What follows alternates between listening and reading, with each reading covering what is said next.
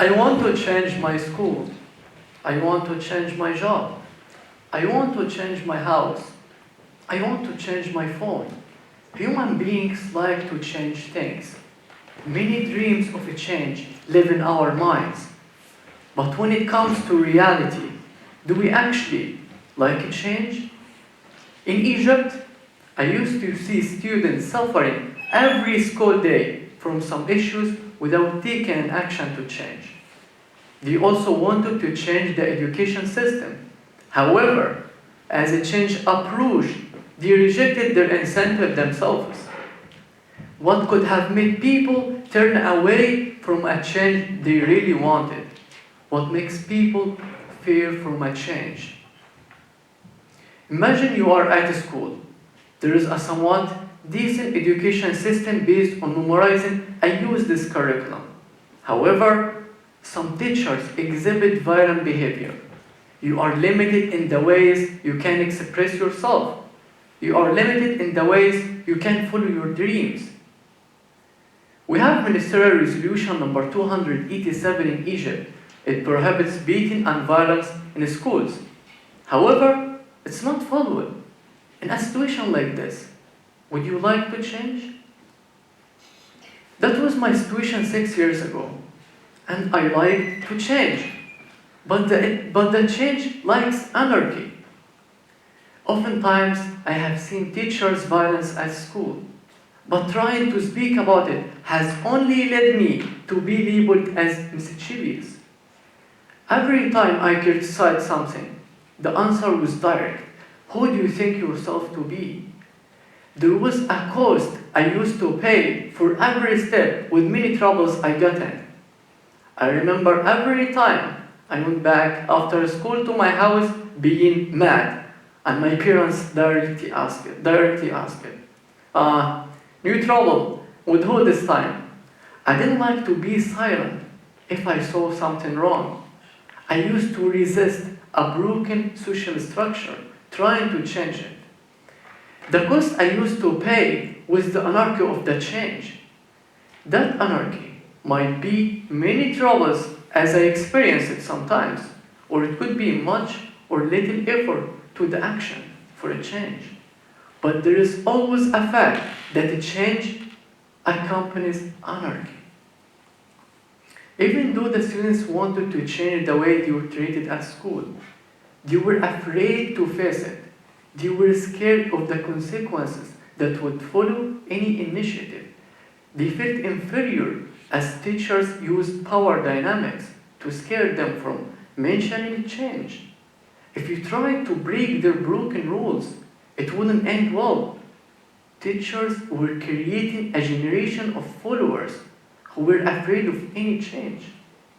Finally, I realized that scaring the students and leading them through fear was not the way to make an independent generation of leaders. How did I start making any changes?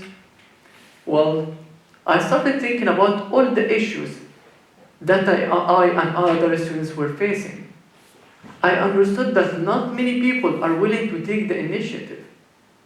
The first step I took was joining the student council. I got elected as the chair for my school, then I got elected as the chair of the city student council, and I sustained that role for 4 years. Furthermore, in 2021, I got elected as the president of the Student Union of Egypt.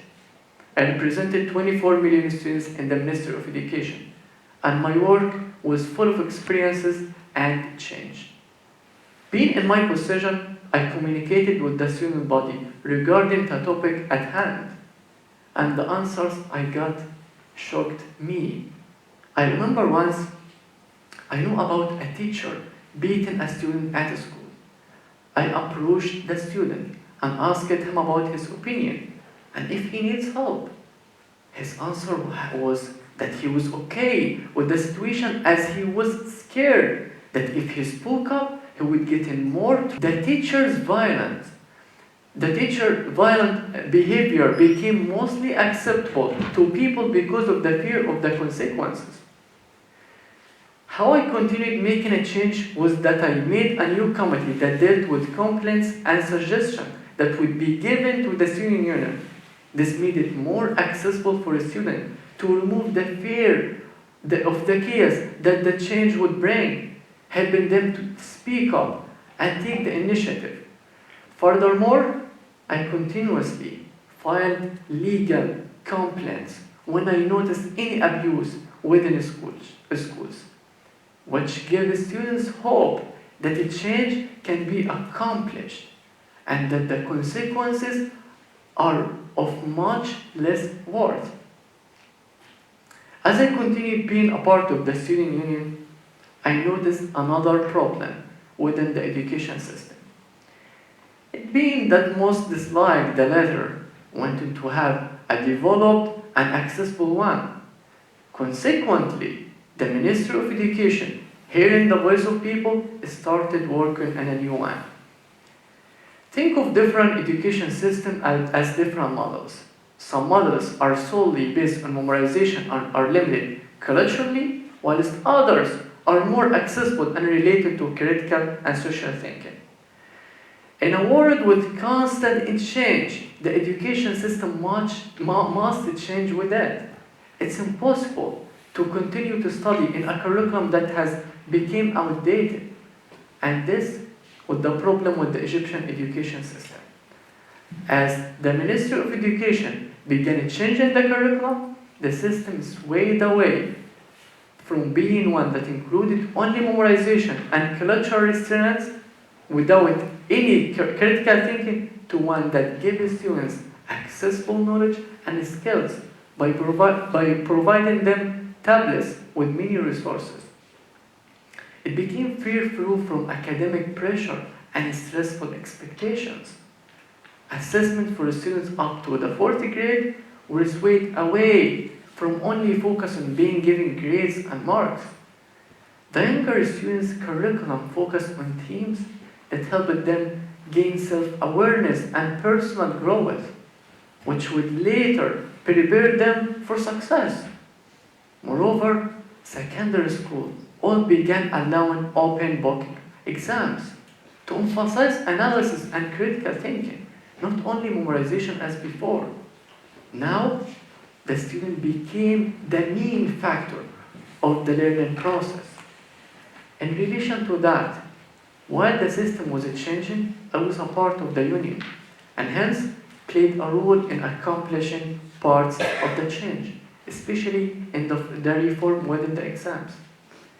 As the system for the new exams was established using an online system by tablets, its application was not perfect at all and had some issues which were expected as every change brings with it anarchy and chaos.